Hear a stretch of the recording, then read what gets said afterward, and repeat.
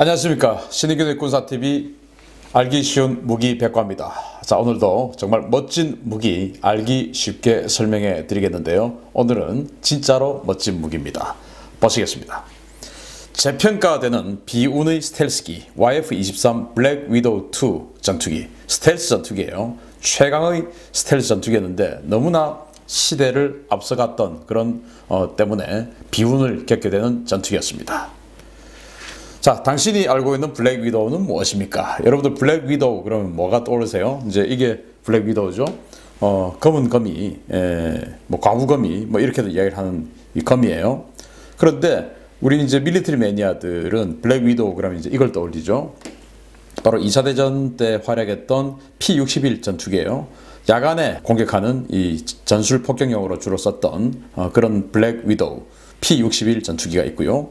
요즘 이제 젊은 사람들은 또 얘기를 떠올리죠. 스칼렛 요한슨, 그러니까 어벤져스 이런 데 보면 그 헐크하고 좀 썸 타는 그런 역할로 나오는 여자 히어로죠. 이 히어로 이름이 블랙 위도우예요. 그래서 이런 이름을 가지고 있는 이 블랙 위도우. 그런데 이게 정말 엄청난 이름으로 탈바꿈해서 나오게 됩니다. 그래서 오늘의 주인공은 사실은 여기에요. P-61 블랙 위도우. 그런데 이 블랙 위도우가 아니고 이것의 후속 모델 블랙 위도우 2입니다. 자, 세계 최강의 F-15 전투기를 대량 배치 중이던 미 공군을 발칵 뒤집어 놓은 이 두 장의 사진입니다. 1977년도인데요.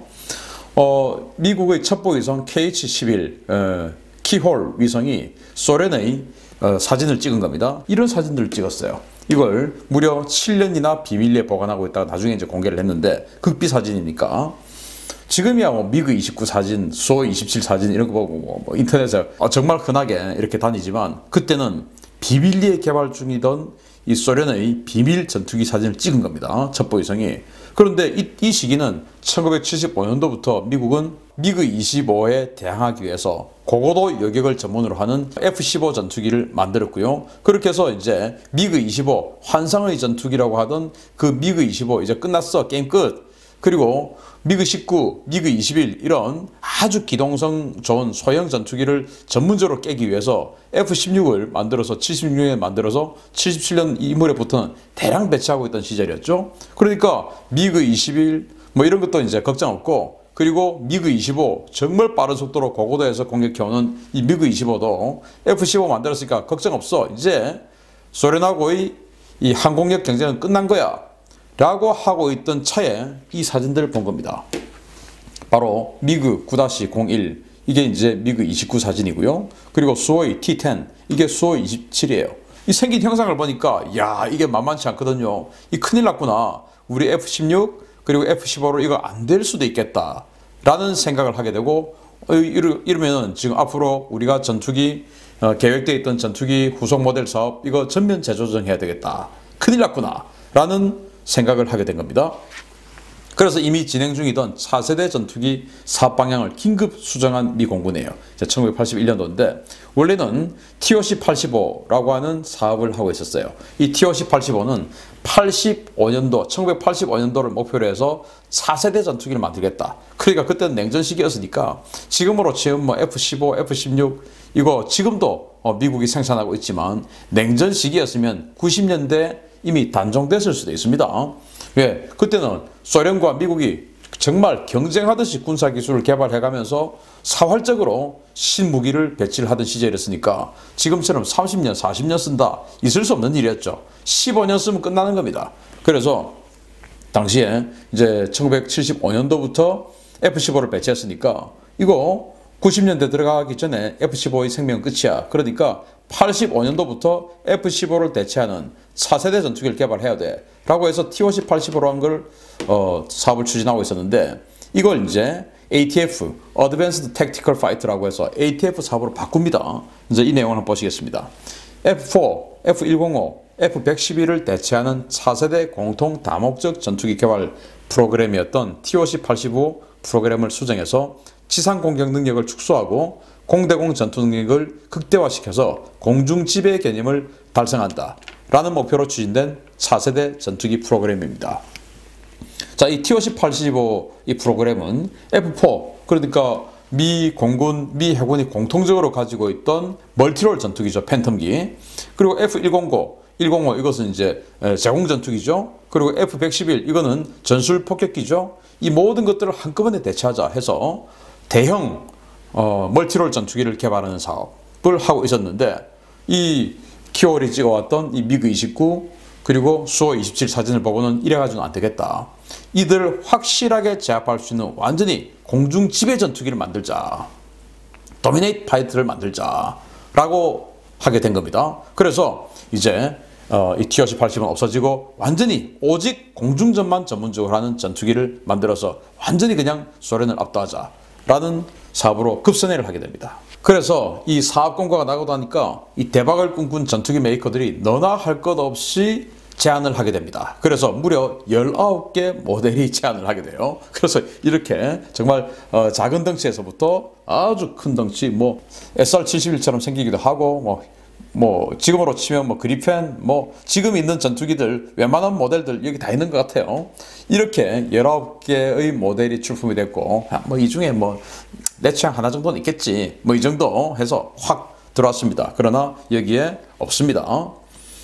이 정도로 이제 많은 전투기 메이커들이 들어왔는데, 그 중에서 결국은 이 공중지배 전투기를 위한 마지막 진검 승부는 결승전 록히드 마틴 그리고 보잉 그리고 제네럴 다이나믹스 컨소시엄의 YF-22 그리고 노스롭 그리고 맥도날드 더글라스 컨소시엄의 YF-23 이렇게 해서 주 사업자는 록히드와 노스롭 양파전으로 이제 결정이 나게 됐습니다. 1986년도에 나머지 이제 다 쳐내고 이 두 개의 업체를 가지고 경쟁을 하기로 한 겁니다. 지금 이제 1대1 이 사진상으로는 1대1 스케일로 지금 보여드리는데, 여기가 이제 YF-22죠. 여기 YF-23인데 보기에도 YF-23이 조금 더 큽니다. 훨씬 더 덩치가 커요.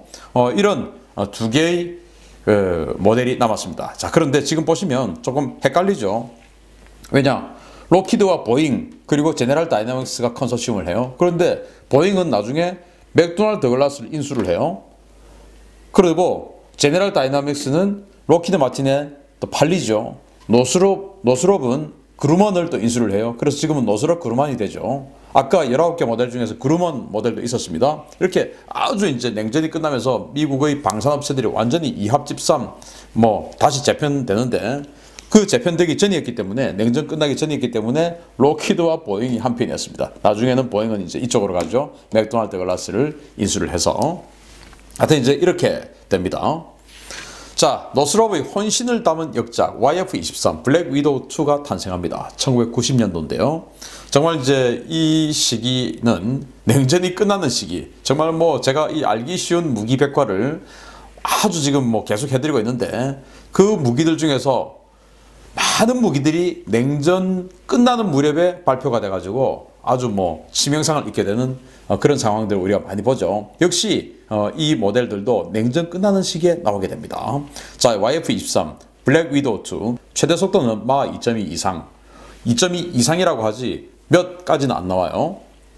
순항 속도는 마 1.6 이상. 지금 F-22가 슈퍼 크루징 상태, 그러니까 애프터버너를 켜지 않고 최대 순항 속도가 마하 1.58이라고 나와 있습니다. 그런데 여기는 마하 1.6 이상이라고 하니까 뭐 예상하기에 지금의 F-22보다 훨씬 더 강력한 출력 그리고 더 빠른 속력을 가지고 있다는 것을 예상을 할 수가 있죠. 작전 반경도 1480km, 그러니까 F-22보다 한 100에서 200km 정도 더 작전 반경이 넓어요. 내부 무장, 이게 이제 치명적이에요. F-22는 6발인데 여기는 4발이죠. 공대공 미사일 4발. 이렇게 해서 이제 덩치는 더 큰데 스텔스 그리고 속도, 여기에 몰빵을 하다 보니까 내부 공간이 좀 부족했던 겁니다. 그래서 공대공 미사일 4발을 탑재하는 그런 전투기예요. 자, 그래서 스텔스와 고속 성능에만 집중한 설계입니다. 그래서 지금 보시다시피 날개가 정말 희한하게 생겼죠. RCS, 즉 레이더 반사 면적을 줄이기 위해서 날개가 우리가 상상하는 그런 날개가 아니에요. 완전히 그냥 다이아몬드, 마른 목걸로 만들었어요. 이렇게 하면 뭐 왜 이 형상이 레이더 반사 면적을 줄이는지 저는 알 수 없으나, 어쨌든 레이더 반사 면적을 줄이기 위해서 이렇게 다이아몬드 꼴로 날개를 주익을 만들었습니다. 주익을 이렇게 만들다 보니까 당연히 연료도 많이 들어가겠죠. 그리고 수직 미익이 없어요. 수직 미익. 우리가 알고 있는 항공기는 수직 미익이 있고 그리고 수평 미익이 있죠. 그리고 주익이 큰 게 있죠. 이렇게 되는데 수직 미익, 수평 미익을 없애고 이 두 개를 하나로 엮어서 아주 큰 경사를 주는 경사형 미익 두 개를 넣어서 수직 미익, 수평 미익 네 개의 꼬리 날개를 두 개로 만들어 버린 겁니다. 그리고 경사가 많이 져 있다 보니까 당연히 레이더 반사 면적, 레이더가 옆에서 들어왔을 때 그것을 아주 이제 반사시켜 쳐내는 이런 것들이 훨씬 더 강력하겠죠. 그래서 수직 미익이 이렇게 서 있으면은 옆에서 레이더파가 들어오면은 바로 반사를 시켜버리기 때문에 이건 뭐 적의 레이더에 탐지가 잘 되죠. F-15 또 수호 27 이런 것도 다 그렇지 않습니까? 그런데 이게 경사가 되면 될수록 레이더를 이제 다른 쪽으로 꺾어버리죠. 그러니까 이게 레이더파를 보낸 적에게 레이더가 안 가고 다른 쪽으로 이제 가버릴 확률이 높으니까 이 경사가 크면 클수록 훨씬 더 스텔스 성능이 좋다 이렇게 이야기를 해요. 자, 이런 식으로 완전히 오직 스텔스 성능에 몰빵을 했다. 그리고 RCS 즉 레이더 반사 면적을 줄이는 이 노즐이다. 이게 이제 제트 엔진이 확 들어오면 그것을 뒤로 이제 확 뿜어내는 이 배기구인데 이 배기구를 F-22 같은 경우는 TVC 노즐 해서 이 배기구를 움직이게 만들어서 기동성을 더 좋게 만들죠. 그런데 여기는 완전히 배기구를 이 동체 속으로 숨겨버려요. 그래서 뒤에서, 위에서, 옆에서 봐도 배기구가 안 보여요. 그렇게 해서 스텔스 성능을 더욱 극대화시켰어요. 왜냐? 뒤로 뜨거운 열이 나오기 때문에 이것을 감추게 되면은 적외선은 또 탐지가 덜 되고 하여튼 그런 이점이 있죠. 그런데 이걸 이제 극단적으로 본 사진이 이겁니다. 완전히 엔진 배기구를 안으로 집어넣어 버렸어요. 그리고 이 흡기구도 S형 덕트를 만들어 가지고 정면에서 보기에도 그 제트 엔진의 팬이 돌아가는 것이 전혀 안 보이게끔 이런 식으로 이제 만들어서 완전히 레이더 반사 면적을 줄였습니다. 그래서 야 뭐 안 보이는 스텔스 한다면서 TVC 노즐 이런 거 왜 필요해? 기동성 이거 뒤에 노즐을 막 꺾어가지고 기동성에 더 보탠다? 이제 이거 왜 필요해? 그냥 가서 전혀 안 보이는 상태에서 가서 장거리 공대공 미사일로 쏴버리고 그리고 빠른 속도로 싹 도망오면 되지. 지금 이제 그런 시대를 우리는 만들 거야. 이제 이렇게 해서 오직 스텔스 그리고 속도 여기에 올인을 한 그런 전투기가 YF-23입니다. 그래서 전설적인 테스트 파일럿이 평가를 합니다. 이 사람이 지금 현존하는 전무후무한 사람인데 어떤 사람이냐? YF-23과 YF-22, F-22와 이 F-23을 동시에 한꺼번에 다 같이 타본 사람 유일한 사람이에요. 앞으로도 없겠죠. YF-23 없으니까. 그래서 유일한 이 사람이 둘 다 타보고는 뭐라고 이야기하냐. 내가 YF-22랑 YF-23 둘 다 몰아봤는데 속도 그리고 조정 반응성은 YF-23이 더 나은 것 같더라 라는 평가를 내려요. 그런데 이제 그런 평가를 내렸던 중에는 이 사람의 소속이 노스롭 소속의 테스트 파일럿이니까 당연히 팔이 안으로 굽는다고 자기 회사 거를 조금 더 좋게 평가했을 수도 있지만 어쨌든 유일하게 두 기종을 다 몰아본 사람이 YF-23이 조금 더 낫다 이런 평가를 했습니다. 자, 그런데 미 공군은 요격기, 고고도 요격기가 아니라 전투기를 필요했던 거예요. 왜? 고고도 요격해서 실패를 하면 이제 도그 파이팅을 붙어야 되는데 이렇게 기동성 적은 상태에서 이런 고가치의 자산이 적의 저급한 전투기에게 깨지면 격추되면 이건 뭐 심리적인 타격 굉장히 크죠. 그래서 이 스텔스성 조금 희생하고 그리고 속도 이런 거 좀 희생하더라도 일단 먼저 한번 때려보고 그래서 때리는 거 실패해서 격투가 도그 파이팅 근접 공중전에 붙어도 압도적인 기동성을 가지고 이길 수 있는 이런 전투기 하자라고 해서 결국은 YF-22가 선정이 됐어요. 이 YF-22는 딱 보기에도 F-15 꼬리 날개 형상이나 수직 꼬리 날개, 수평 꼬리 날개 이 형상들 보면 거의 F-15의 형상을 아주 참조를 많이 했다라는 걸 우리가 느낄 수 있어요. 그래서 F-15가 이제 미국이 당시 만든 제공전투기 아니겠습니까? 그 제공전투기 후속 성격이 강한 것이죠. 그러나 여기 YF-23은 그런 개념 다 없이 무조건 그냥 먼저 보고 먼저 때리고 나는 적에게 보여주지 않고 이제 이런 개념으로 만들었는데 이게 너무 시대를 앞서가다 보니까 다른 무장들이 받쳐주지 않고 다른 센서들이 받쳐주지 않는 상태에서 스텔스성과 속도가 너무 앞으로 가버린 것이죠. 예를 들어서 지금 같으면 센서 퓨징이다 뭐다 이제 이런 것들이 다 있어가지고 F-35는 엄청난 그 탐지 능력 그리고 센서 퓨징 능력해서 완전히 융합된 그런 능력이 있죠. F-22는 아주 강력한 이 에너지 파이팅 그러니까 기동성 이런 것들을 가지고 있으면서 더욱 강력한 스텔스 성능을 가지고 있죠. 이제 이런 상황인데 이때는 지금의 F-22 야 스텔스 기로는 최고다라고 하지만 그 F-22보다 훨씬 더 강력한 스텔스 성능을 갖고 있으면서도 나머지 센서 퓨징이나 탐지 능력 이런 게 이제 안 되어 있기 때문에 한쪽만 너무 많이 가서 그 한쪽만 너무 많이 간 부분이 미 공군은 불안했던 겁니다. 그래서 이제 이 YF-22가 선정이 되고 이 YF-23은 아웃돼 버렸습니다. 정말 안타까운 일이죠. 참고로 미국이 아까 그 1985년도에 후속 모델로 개발하려고 했던 그 TOC-85 프로그램 할 때 그게 1960년대 이미 계획 중인 프로그램이었는데 그때 미국은 이미 센서 퓨징, 스텔스 그리고 슈퍼 크루징 그러니까 이 애프터 버너 켜지 않고도 그 급가속 음속을 돌파할 수 있는 이 슈퍼 크루징 능력 이 모든 것들이 포함되어 있었어요. 그러니까 지금 이 F-22와 F-35를 합한 정도의 능력을 이미 1960년대에 요구를 하고 그것을 1985년대에 만들려고 했던 게 미 공군이니까 정말 미 공군의 능력 이런 것들은 정말 대단했죠. 그것을 이런 것들을 해야 돼 라고 생각했다는 자체가 능력 되니까 생각한 거 아니겠습니까? 정말 대단한 겁니다. 아무튼 그래도 이제 F-22가 선정이 됐습니다. 자, 그래서 YF-23 정말 쓸쓸한 퇴장 그리고 부활을 시도를 합니다. 1992년도인데요. 야, 우리 너무 아깝지 않느냐. 이렇게 좋은 스텔스기 이렇게 그냥 박물관으로 집어넣으면 너무 아깝잖아. 그러니까 이거 F-111 대체해서 중거리 폭격용으로라도 좀 쓰자.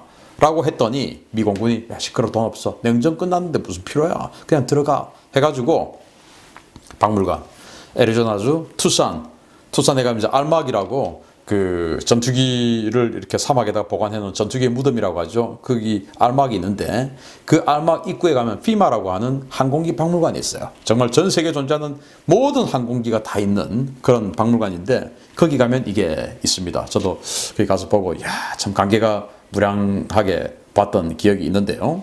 아무튼 그 피마 정문에 가면 그 정문의 상징이 바로 이 YF-23입니다. YF-23이 쫙 이렇게 있는 그 피마의 마크가 이거예요. 그래서 미국의 항공업계에서 이 YF-23을 어떤 가치로 생각하느냐를 이제 그 피마 항공기 박물관의 마크를 봐도 알 수가 있다라는 겁니다.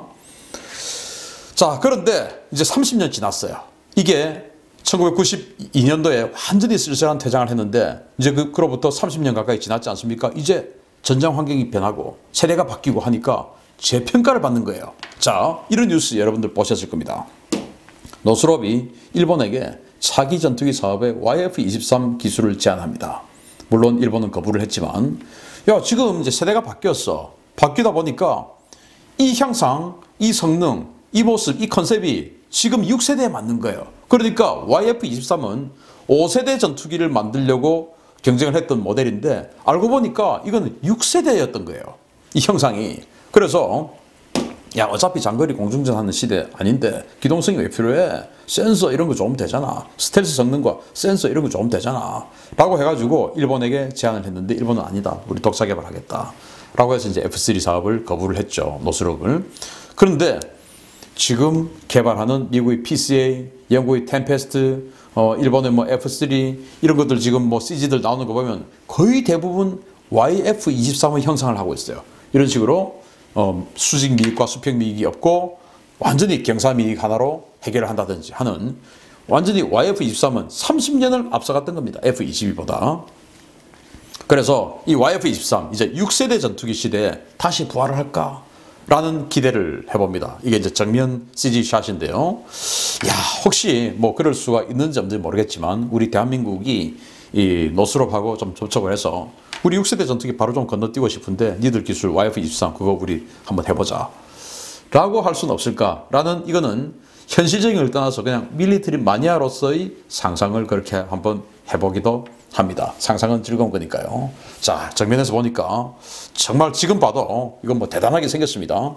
이 YF-23 30년의 시공을 뛰어넘어서 다시 6세대로 부활을 할 것이냐 지켜보겠습니다. 감사합니다.